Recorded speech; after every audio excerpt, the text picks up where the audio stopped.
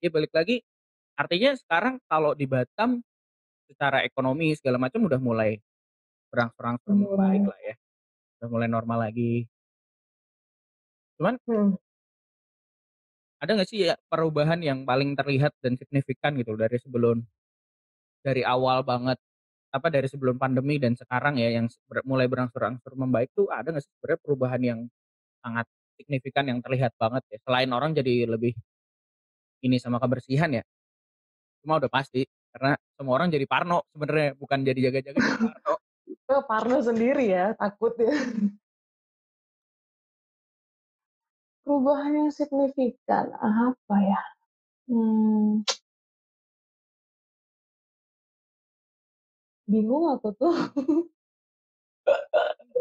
Makanya kalau kayak apa ya, ya bisa kita lihat sesederhananya dari cara orang melakukan bisnis kan, kayak sekarang orang jadi mulai care terhadap beberapa hal yang mungkin sebelumnya nggak terlalu diperhatikan. Contoh kayak jasa pengiriman makanan gitu kan, mungkin tadinya dulu bungkus Nah, mah ya udah bungkusnya gitu kan, sekarang kan disolatif, kabel tis, plastiknya yoi. Iya iya, betul betul, lebih higienis lah. ya sampai kadang kita susah bukanya. Itu sih ya.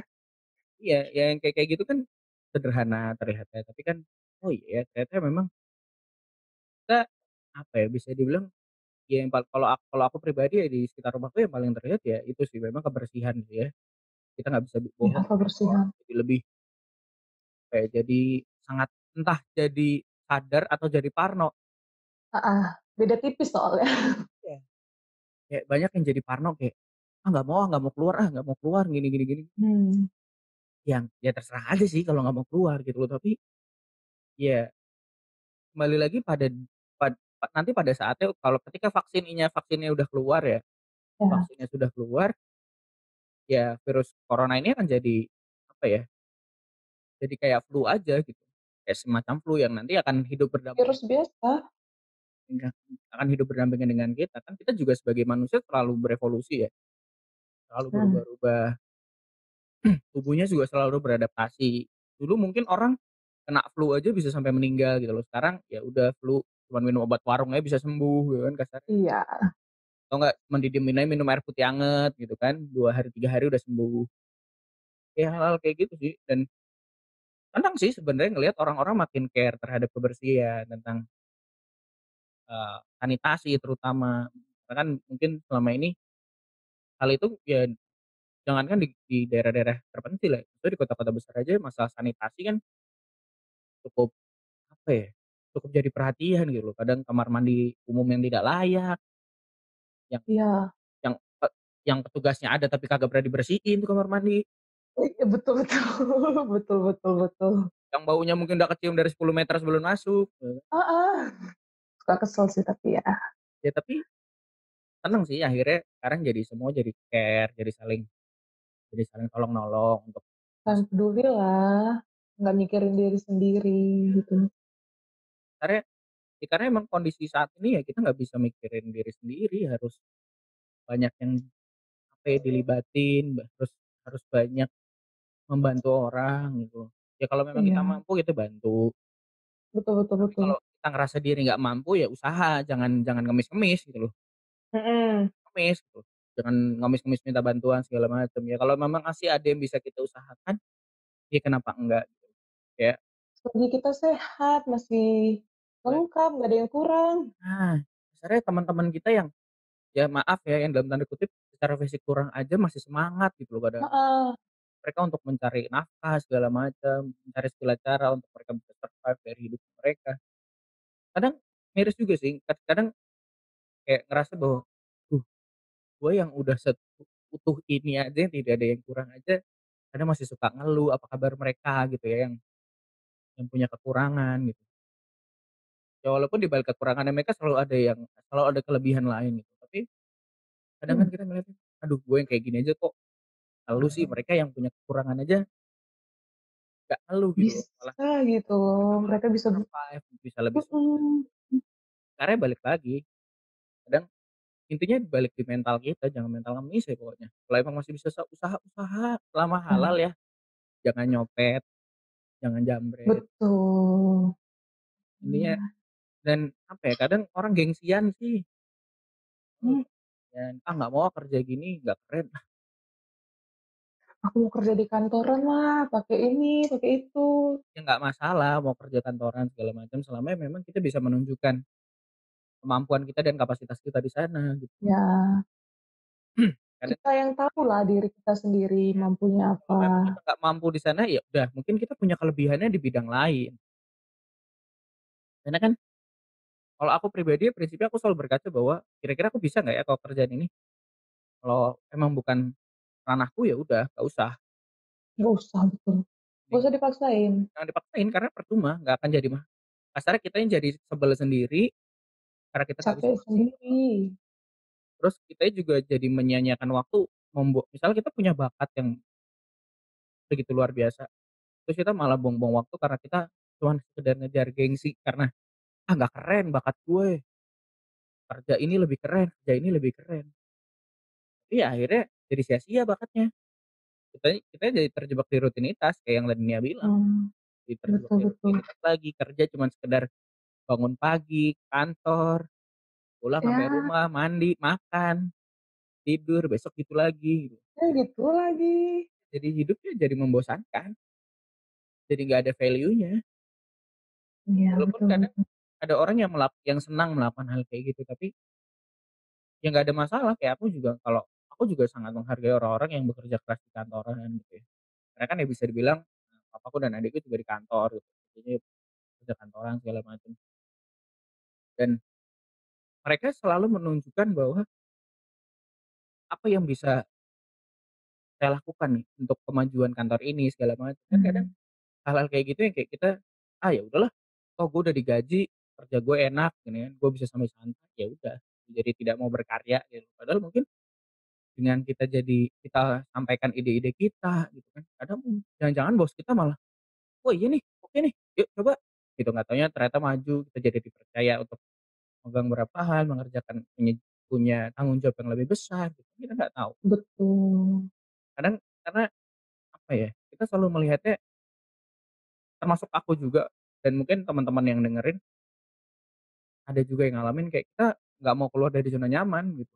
Ya udah nyaman aja dengan ya udahlah gini-gini aja, ya udahlah gini-gini aja, yang penting kerjaan beres, nggak telat gitu kan, nggak suka bolos gitu kan, udah.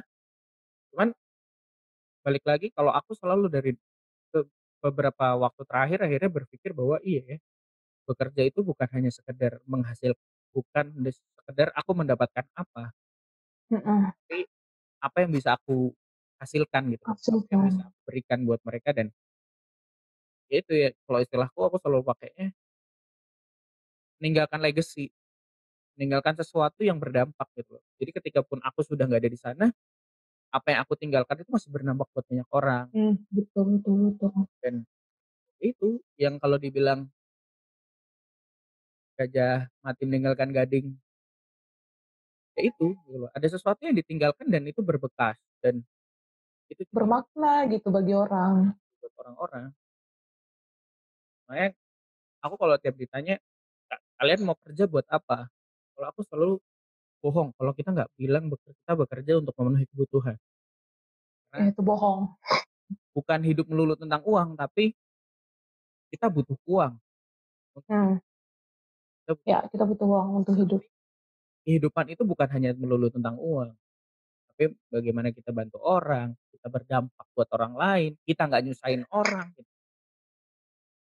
Betul. Sebenarnya ya terlihatnya sederhana gitu ya, cuman kadang kan prakteknya juga kita sulit gitu ya. Kita pun juga masih sama-sama belajar, kita semua juga belajar bahwa harus jadi pribadi kita yang lebih baik, apalagi ini udah mau akhir tahun, biasanya nih kalau apa ya, kalau di ibadah-ibadah tuh mulai bahas-bahas tema tentang refleksi, Iya, sampai refleksi. tahun depan, mulai mulai kon mulai introspeksi, apa sih kesalahan kita selama setahun ini, Ya, kalau apa yang bisa kita perbaiki di tahun depan.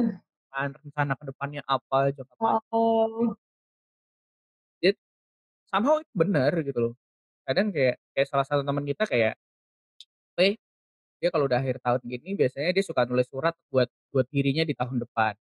apa yang mau dia capai segala macam. Nanti ketika akhir tahun depan dia buka surat itu, apa yang Udah tercapai akhirnya enggak? apa yang bisa dia capai, apa perubahannya positif dalam hidupnya, apa yang negatif, terus dia akan nulis lagi untuk tahun depan lagi. Ya itu, apa ya, sebagai pengingat sih kalau aku melihatnya itu sebagai pengingat diri dan kontrol juga kayak, "Iya ya, gue ternyata belum maju-maju nih dari beberapa tahun yang lalu." Mmm. Resolusinya gitu-gitu aja kayak bercandaannya kan gitu kan. Resolusi 2020 adalah 2019 yang belum tercapai. Terus heeh, gitu. Resolusinya sebenarnya stuck di situ-situ aja.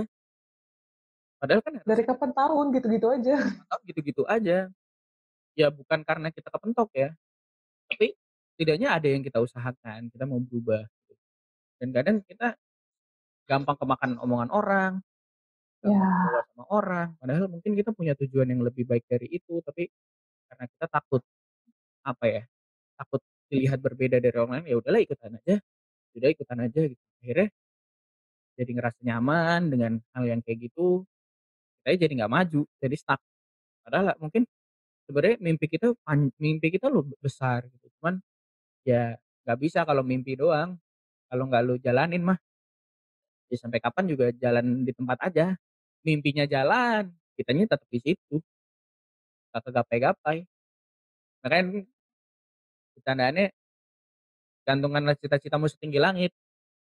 Jadi paling nggak kalau nggak sampai langit, ya paling nggak ya udah tinggi, jatuh, paling nggak ya udah tinggi lah. Paling nggak udah cita-citanya mungkin tinggi langit, oh kita cuman di bawah satu level di bawahnya langit, ya nggak apa-apa, setidaknya udah tinggi gitu loh. Entar kita bikin lebih tinggi lagi dengan makin berjalannya waktu kan semakin kita dewasa, semakin kita tahu mana kita yang upgrade lah. upgrade lagi pelan-pelan dirinya. Dan ada nggak sih nih ya, di selama pandemi ini yang skill yang sebelumnya kamu nggak, apa ya, atau ada hobi-hobi yang akhirnya jadi muncul karena mungkin selama ini nggak punya waktu untuk menghabiskan waktu untuk mengerjakan hobi itu dan selama pandemi karena mungkin waktunya lebih luang ya karena kan di rumah gitu ya. Enggak juga, habis buat tugas semua. Bener, bener juga ya, jadi ini ya, jadi pedang bermata dua ya, di satu sisi Iya, kelihatannya kayak punya punya ini punya waktu luang gitu di rumah, tapi karena tugas jadi dosen juga suka iya, tugasnya makin aneh-aneh gara-gara pandemi, di rumah aja. mhm, walaupun nggak salah gitu untuk supaya mahasiswanya ingat terus gitu mata kuliah ini. Iya, Cuman kan kadang ya balance lah harusnya gitu kan. Karena iya sih. sebenarnya waktu kuliah normal aja bisa dengan tugas di Mhm. rumah dan kita punya waktu luang untuk melakukan hal yang lain. Ya, Ya harusnya sih kalau menurutku ya, kalau generasi-generasi yang kayak kemarin dibilang generasi wisuda online itu, harusnya standarnya harusnya lebih kalau menurutku ya harusnya standarnya lebih tinggi karena kan artinya beban tugasnya lebih banyak. Karena ya, karena pastilah, ya aku pun kalau jadi dosen mungkin mungkin akan berpikiran seperti itu, "Ah lu pada kan di rumah, udah nggak deh tugasnya ngapa-ngapain gitu ya. jadi satu Heeh, jadi 1,5 gitu misalnya, atau jadi 2 gitu kan." Karena mungkin kita juga sebagai dosen punya punya tanggung jawab yang lebih juga jadinya. iya iya, betul betul. Karena kan mungkin ya, kalau kalau tatap muka kan kita bisa asesmen-nya melihat gitu ya, "Oh mahasiswa gue yang ini kayak gini, oh mahasiswanya Ah, yang ini." ya, Tapi ketika online kan kita nggak bisa lihat, bisa aja kelihatannya kayak dengerin padahal video background, orangnya lagi di mana, betul betul. ya kan? Kalau enggak kameranya dimatiin, orangnya di Di-mute, atau enggak nonton yang lain, gitu kan. Harusnya kan jadi nggak bisa dinilai, harus balance sih. ya kasarnya ya itu balik lagi ke tanggung jawab ya, belajar tentang tanggung jawab. Ya ya, Kalau emang kita punya tanggung jawab sebagai mahasiswa ya lah, ya selesaikanlah tanggung jawab sebagai mahasiswa, iya, betul betul. Sebagai sebagai mahasiswa, karyawan ya, kerjakan, lakukan setiap tugasnya, jadi yang terbaik, berikan semaksimal mungkin ke perusahaan. Ya kalau nggak ngerasa dihargain keluar, udah gitu aja. Kadang kadang, ah gua udahlah nggak usah susah gitu.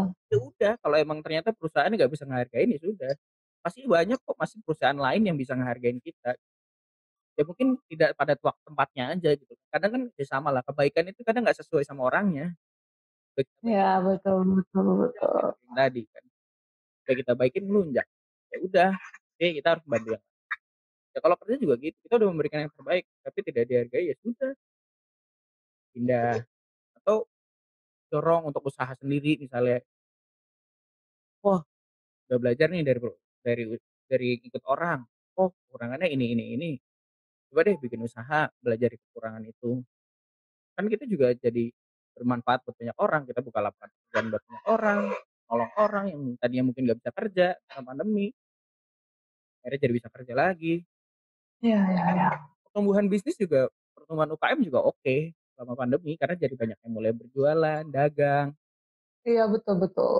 jadi justru jadi makin banyak dan Bun UMKM lagi ya, makin banyak tumbuh. UMKM jadi banyak, umum industri yang mungkin tadinya nggak sempet, tapi punya hobi yang ternyata bisa diuangin, Betul betul. makanan gitu kan, atau bikin apa, bikin kerajinan tangan apa, mungkin selama ini nggak sempet karena kerja kantor, begitu di rumah aja nggak ngapa-ngapain, udah deh coba bikin-bikin lagi, akhirnya ternyata malah dari situ ide bisnisnya keluar, jadi sukses segala macam kan kita nggak ada yang tahu.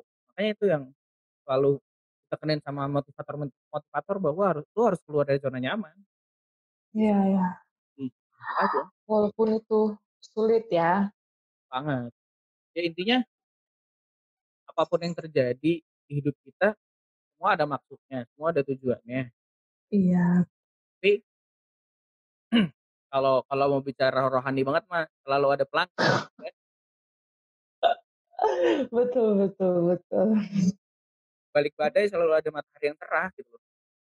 Ketika badai itu lewat, terus Ya, matahari, ketika hujan, setelah hujan akan ada pelangi. sama, selesai hujan pasti ada matahari kan yang timbul gitu. Ya, mungkin nih kita lagi susah sekarang kondisi pandemi kayak gini. Tapi jangan-jangan nih setelah pandemi kita kasarnya lagi dikasih tes aja, Iya, cukup nggak nih kita bikin gosip kayak Tuhan gini. tuh kayak nguji kita gitu loh, Tuhan sih emang sanggup nggak cuman gitu. cuman ngeliat aja. Oh ya sudah. Kalau aku sih ngelihatnya selalu ini untuk naik kelas aja. Kasarnya kan ketika Nah, betul betul. lebih baik kan harus naik kelas dong. Nah ini ujian naik kelasnya. Heeh, sama kayak kita sekolah kan. Nah Kan makin sekolah makin naik kan makin susah, nah, kita ya itu kan makin kita gampang. ngelewatin ujian juga kan. Nah, artinya ya udah kalau kehidupan emang naik ya harus artinya masalah yang kita hadapi juga akan semakin berat semakin berat semakin berat. Tapi Ya, oh, ya itu balik lagi kan selalu ada pelangi di ujung setelah hujan dan percaya aja itu, pegang. iya, karena ya itu prinsip hidupku juga gitu bahwa Ya akan selalu ada pelangi habis hujan, selalu ada cerah matahari setelah hujan. Artinya apapun yang kita lewatin ya mungkin emang harus itu yang kita lewatin dan kalau kita bisa ya survive artinya ya kita udah siap untuk melangkah dan memikul tanggung jawab yang lebih besar. Jadi di balik semua kondisi saat ini, kalau banyak hal sebenarnya bisa disyukurin, akhirnya jadi punya waktu untuk menghabiskan waktu dengan keluarga lebih banyak, mungkin yang selama ini betul. semuanya sibuk di luar rumah gitu kan, akhirnya jadi bisa ketemu lagi. Terus yang mungkin yang selama ini kalau yang pelayanan di gereja gitu ya, atau aktif di organisasi luar, sibuk di organisasi luar sampai tidak punya waktu untuk keluarga. Ya aku pribadi jujur yang paling kerasa ya itu, jadi bisa ibadah lagi, keluarga berempat. Kalau lagi pelayanan tuh, kadang mamaku pelayanan apa, Yang papaku pelayanan apa, aku pelayanan apa, adikku pelayanan apa. Duduk bareng ibadah tuh bisa dihitung pakai jari gitu, nggak bisa gitu ya. terakhir gitu. Kayak duduk gitu kan, kadang makanya kalau dibilang iri, kadang ya irinya di situ. Kayak duduk bareng-bareng berempat gitu deretan, sama-sama menikmati ibadah segala macam.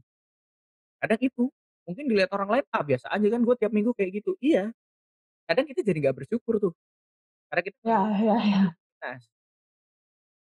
Makanya aku bilang, makanya jangan sampai kita terjebak di rutinitas, kalau terjebak di rutinitas kita jadi suka kurang bersyukur, ya nggak sih? Jadi ngerasa Tetap bersyukur. jadi ngerasa orang kayak, "Ah, biasa aja kok yang kayak gini," padahal mungkin itu berkat yang mungkin orang lain nggak bisa rasain. Ternyata yang sederhana-sederhana gitu yang bikin kayak, "Oh iya ya," jadi bisa kumpul keluarga, kayak aku kan waktu itu bisa dibilang beberapa tahun terakhir papa kerja di Surabaya, adik kerja mmm, waktu sempat di Kupang terus sekarang di Jayapura, terus sama mama di Jakarta, terus karena ya sebelum pandemi sih papa balik ke Jakarta, terus karena pandemi awal-awal, adik sempat pulang ke sini, jadi 3 bulan di sini segala macam. Jadi menghabiskan waktu sama-sama lagi kayak zaman dulu. Karena mungkin kayak gitu sih kalau keluarga ya. Ya makanya siapa pun yang masih bisa ketemu sama keluarga bersyukurlah kalian, karena mungkin akan ada waktunya kalian nggak bisa nikmatin itu. ya Mau mau sesebel-sebelnya sama adik sama kakak gitu ya, begitu mereka tetep jauh nanti tetap pisah heeh, kangen. iya nggak Kak Jo? Kangennya karena ada atau karena dijailin dah. Walaupun mereka kadang jahil gitu ya, adik atau kakak itu jahil gitu. Tapi begitu mereka nggak ada kita jadi nyariin, "Kok ada Mhm, gue? Kok di rumah sepi?" Iya, aku selalu belajar dari mama papaku untuk bersyukur terhadap hal-hal yang sekecil apapun sih. Jadi kita juga selalu bisa menghargai apapun yang kita rasain dan ngelihat bahwa masih banyak loh orang di luar sana yang mungkin nggak seberuntung dengan kita, yang lebih nggak beruntung, iya betul, terus nolong mereka segala macam dan ya itulah yang pelajaran yang banyak dipetik lah selama pandemi ini.